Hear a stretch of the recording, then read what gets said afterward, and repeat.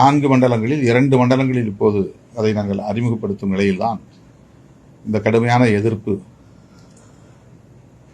தூய்மை பணியாளர்களிடமிருந்து வந்திருக்கிறது. 11 மண்டலங்களில் தனியாரிடம் ஒப்படைக்கப்பட்ட இந்த பணிகளை பிற மண்டலங்களில் நடைமுறைப்படுத்தாவிட்டால் அதுவும் சிக்கலாக மாறும். கொள்கை முடிவு எடுக்கக்கூடிய ஒரு பிரச்சனையாக இது இருக்கிறது. எனவே வேறு நலத்திட்டங்கள் அல்லது அவர்களுக்கான பணி பாதுகாப்பு, ஊதிய பாதுகாப்பு போன்றவற்றைத்தான் எங்களால் உறுதிப்படுத்த முடியும் என்று அமைச்சர்கள் இருவரும் சொன்னார்கள். மேயர் உட்பட இந்த நிலைப்பாட்டில் உறுதியாக இருந்தார்கள். விடுதலை சிறுத்தைகள் கட்சியின் சார்பிலே இந்த அறிவிப்புகளை வரவேற்கிறோம், பாராட்டுகிறோம். அதே நேரத்தில் தனியார்மயமாவதை நாங்கள் ஒருபோதும் வரவேற்பதில்லை.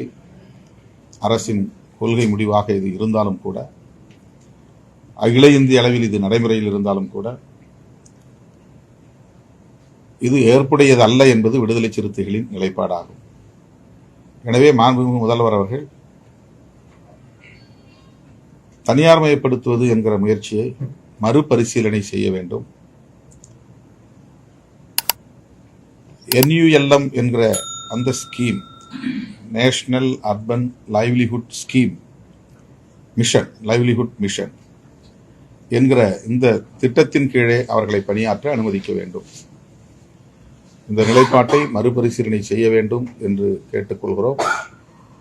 தூய்மை பணியாளர்களுக்கு ஆதரவாக போராடியவர்கள் மீது, குறிப்பாக பாரதி உள்ளிட்ட தோழர்கள் மீது தொடுக்கப்பட்ட வழக்குகளையும் திரும்ப பெற்று அவர்களை விடுதலை செய்ய வேண்டும் என்று விடுதலை சிறுத்தைகள் கட்சியின் சார்பில் வேண்டுகோள் விடுக்கிறோம். கூலி தொழிலாளர்கள் என்று அவர்களை நாம்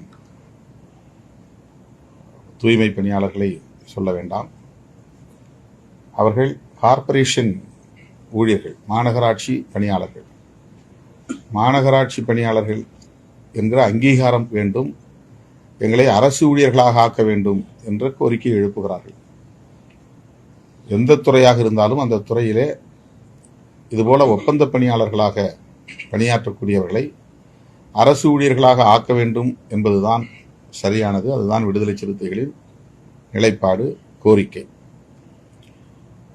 ஆனால் இது பன்னாட்டு வர்த்தக ஒப்பந்தத்தில் கையெழுத்திட்ட நாளில் இருந்து